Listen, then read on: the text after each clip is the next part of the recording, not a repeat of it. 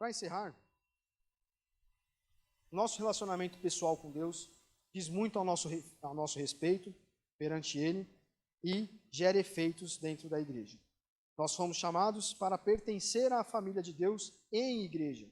Não é por isso que o nosso lema, a nossa missão aqui na igreja, não sei, outro dia até falei aqui, nós vamos falar de novo, está escrito inclusive, Igreja, Família, Missão. É assim. Por quê? Porque nós vivemos em igreja, nós somos família, nós vivemos em igreja e nós temos todos em conjunto uma missão. É um pouco sobre isso que eu estou falando aqui hoje, inclusive. E é para isto que nós somos chamados, para pertencer à família de Deus em igreja. Não é para pertencer à família de Deus sem ir em igreja nenhuma, como algumas pessoas fazem. Porque tudo que eu estou falando aqui, eu estou falando de coisas que nós vivenciamos como igreja. Eu tenho a minha vida particular com Deus, mas eu não posso ser um desigrejado. Eu preciso estar na igreja. Pertencer à família de Deus é estar em igreja, é ter relacionamento pessoal com pessoas e com o próprio Deus. E o meu relacionamento pessoal com Deus reflete a forma como eu me relaciono com as pessoas. E isso é válido para qualquer um, independente de idade, independente de contexto familiar, etc. Relacionamento com Deus é pessoal, mas não é particular. E o fruto desse relacionamento pessoal se materializa, torna-se prático em igreja, em comunidade. E falando um pouquinho mais sobre Jesus e os 12 discípulos, em certo momento, ele foi questionado, né? Sua mãe e seus irmãos estão lá fora e querem falar com você. Ele disse, aqui estão minha mãe e meus irmãos, porque são os que fazem a minha vontade. Ele apontou para os discípulos quando ele disse isso. Então essa é a nossa meta. A nossa meta, como igreja, também é a função pela qual nós somos plantados na família de Deus. Deus, ele nos planta para que nós frutifiquemos. Ele nos planta numa igreja, ele nos planta em um local, ele nos planta em uma família, para que nós geremos os frutos que ele quer de nós. E nós seremos, se cumprirmos essa missão, chamados de, como os discípulos foram, a mãe e os irmãos de Cristo por ele. Então nós somos aprendizes, e é através dos nossos frutos, dos frutos que ele gera em nós, que nós trazemos o reino de Deus para a terra. O reino de Deus é o mundo onde não existem, enfim, todas essas coisas que eu falei estão presentes aqui. E é dentro da igreja que nós transplantamos um pouco o reino de Deus aqui para essa terra. Então, quando nós vivemos em igreja, os frutos que ele gera em nós fazem com que nós tragamos para cá um pouco do que é o reino de Deus aqui para essa terra.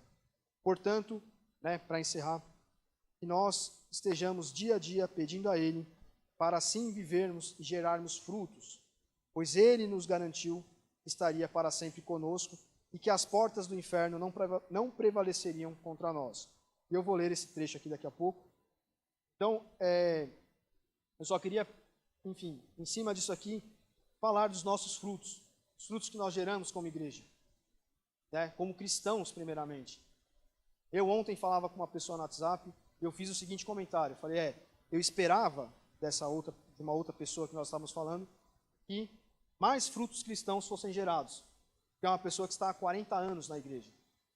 Mas há 40 anos na igreja, com imaturidade cristã. Uma pessoa que se ira, por exemplo. Né, eu conheço essa pessoa pessoalmente, eu posso falar isso. Se ira com facilidade. É egoísta. Não tem amor para lidar com os outros.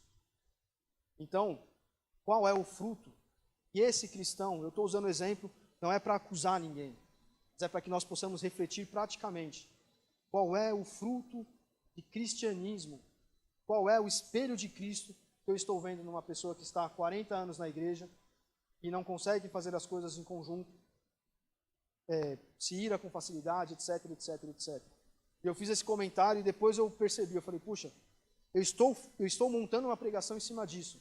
E olha só o que eu me deparo, com um exemplo prático de como nós não frutificamos para o reino de Deus.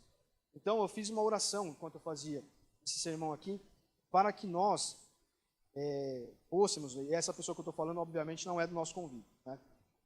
Mas para que nós estivéssemos justamente a partir de hoje mais próximos de sermos espelhos de Cristo, de frutificarmos para Ele.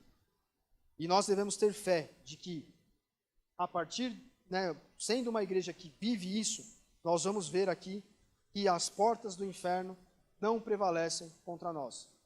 Contra nós enquanto pessoas, enquanto Ítalo, por exemplo, enquanto igreja fora daqui, para nós enquanto igreja Batista Renovada Água da Vida, para cada um de nós pessoalmente, para a nossa igreja aqui e para a igreja de Cristo espalhado pelo mundo também.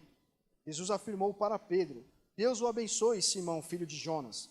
Você não retirou a sua resposta dos livros, nem citou algum professor. Meu Pai no céu, que é o próprio Deus, revelou a você o segredo sobre quem eu sou de fato.